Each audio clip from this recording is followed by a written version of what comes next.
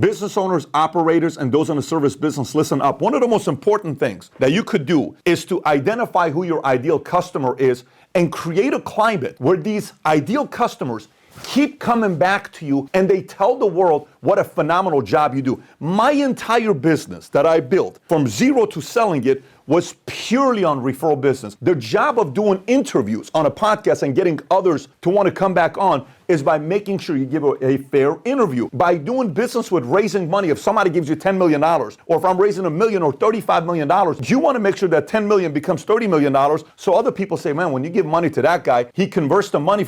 You want that kind of a reputation. So this last week, I'm going to LA because I'm speaking at Chase's annual small business symposium that they're doing in Palos Verdes. I'm the speaker, Christina Yamaguchi, I think it's Sean White, and Sofia Vergara. So Sofia Vergara done speaking. I get up there, I'm speaking to 1,000 business owners. Great experience. I take my wife, I take the kids. They're suited up, sitting there, listening to the whole thing. But the night before, we had scheduled a time to go eat at Catch Restaurant. And Catch, I love Catch in New York. They treat us royally. I went one time with 22 people just a couple months ago. They tailored to us. We had kids, we had families. It was super busy. They made it work. It was the most incredible experience we had at Catch in New York, so we went back again and back again. So normally when I go to Beverly Hills, New York, I like to go to Catch in Beverly Hills, especially when they open up. I went there, we had nice dinner one night with Kevin Connolly, Jamie Foxx was there. Another time I'm sitting there doing business with a guy that's in Hollywood. We're sitting there, the food is exceptional.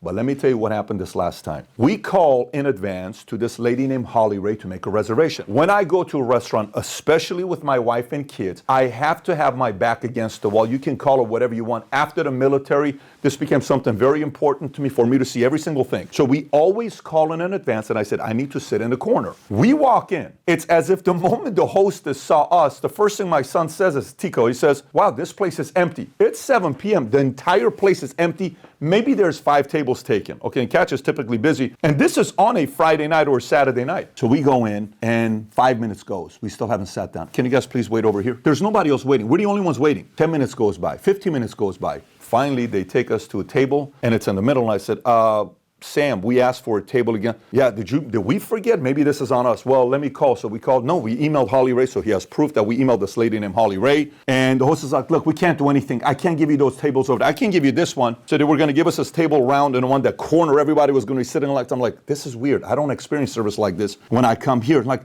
can we get these tables here? They have tables that are, there's no way I can give it to you. I said, can I talk to your manager? Nothing's going to change even if you talk to the manager. I'm like, why is this lady upset? Disrespect. I'm with my wife and kids. Can we sit over there? That section is not for kids because of alcohol. Okay, fine. You know we talked to Holly Ray, and so we go there, we talk, we're standing another 15 minutes. No manager asked to come and speak to me.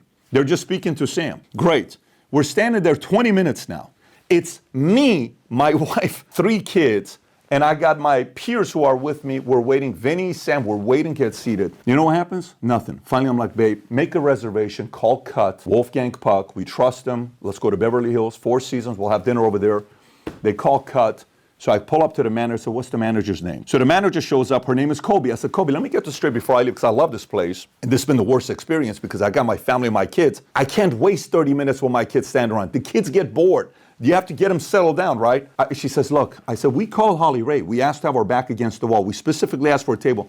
She says, look, I totally understand. There's nothing I can do about it. I said, so let me get this straight. So what you're telling me is you're turning us away. We send the email. Yeah, but it was a mistake. Holly never emailed that to us. I said, but it's still a mistake on you. You're going to own the mistake? Sorry, Patrick, we can't do nothing about it. You can't do nothing about it. Okay, no problem.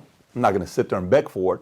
We leave. Security, hey, Patrick, Zipton, okay. This guy's a phenomenal front desk security guy, class, protected the brand, never threw the brand under the, and also knows me and, hey, Patrick, sorry, it didn't work out. Security's being nice. We get in the car, we leave. I ask table, we sit in the corner.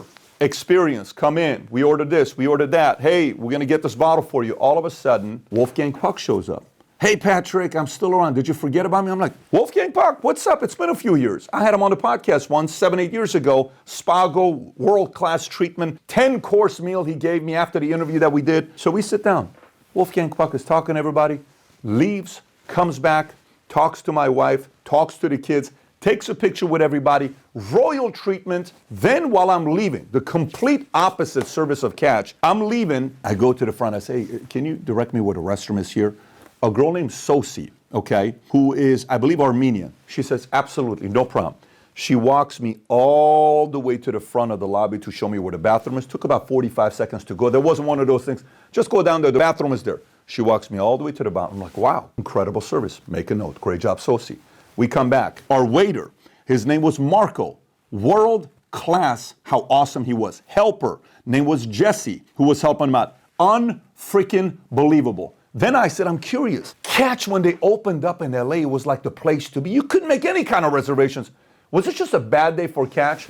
And I go on Yelp, 3.5 star. Then I go on Yelp for Cut, 4.1 star. One understands service, one does not. One understands that the customer, the right type of customers, that you base it based on RFM, recency, how recent, often they come, frequency, how often they come, monetary value when they come, how much money they spend. So you know what happened? We ate there that night. We bought all the Wagyu beef, everything you can. Even though we had kids, my son, who's 10 years old, had a $300 plate of Japanese Wagyu, 6 ounces. So it was qualified customers. It wasn't like we're going to spend $500. It ended up being $4,000 or $5,000 we spent for dinner. High quality type of a customer. But Catch, Beverly Hills, I will never go back there ever again. I will go back to New York because my experience was great. But if you're in Beverly Hills, you want to go to a restaurant, go to Cut. The service was fantastic. Message here is, regardless of how much success you have, almost anytime you open up a new restaurant, management is always about, let's make sure service is great, unreasonable hospitality. I'm very, very good friends with Will Guidera, the founder of 11 Madison in New York, where he took it from a top 100 restaurant to top 50, to eventually being a 1-star Michelin, 2-star Michelin, 3-star Michelin, then became the #1 restaurant in the world, ranked #1 out of New York. I am all about service. And if somebody is willing to pay money, and you know it's an ideal customer, never, ever screw around with the right customers, because that right customer could introduce you to so much more business, and the right customer who's qualified may have a mic to tell others how bad the experience was, and that can really hurt the business as well. Reputation matters, not just on day one, not on month 6 that you've been open, not a year later, not 2 years later, not 3 years later, but it matters forever if you want to be successful. Just because all these people keep coming back to you doesn't mean you're going to have high quality customers that are going to come to you forever. The moment you screw up service, it's done with. I'm sitting here talking to these guys. A question for you to be asking yourself: what's more important to you that you're willing to pay premium for? You go to a restaurant, food is a 10, service is a 7. Will you come back to this place?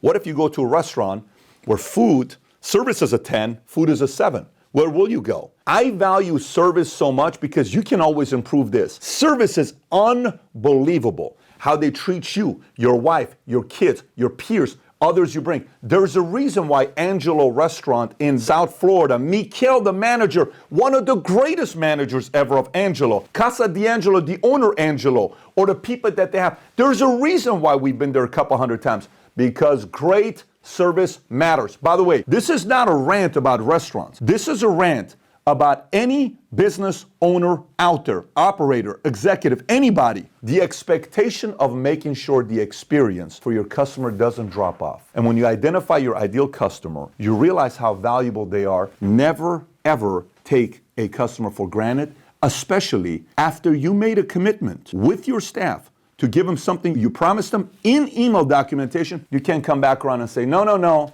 we know we screwed up. Her words, we know we screwed up, but there's nothing I can do right now. You lose a customer for life, and whether you value that or not, that's up to you. But when it comes down to business, eventually, it's not just gonna be one customer. There's many other people that will experience like that as well, and those who do it right, there's a reason why Angelo gets the same types of customers coming to them for the last 28, 29 years, because they put their customers as #1. However, having said that, if you got value out of this video, give a thumbs up and subscribe to this channel. I did a video many, many years ago titled The Difference Between Customer Service versus Customer Experience. This is a video that's been shown at many universities. This is a video that's I've been asked by many different companies to come and speak on this specific topic. If you've never watched this video, click here to watch a video. As an operator, as a business owner, as somebody in the service business, you will get a lot of value out of this video, because I made a lot of mistakes early on in my business, and I had to realize customer experience and customer service matters. If you want to build a massive business, this is an area you cannot drop the ball with. Anyways, take care, everybody. Bye-bye, bye-bye.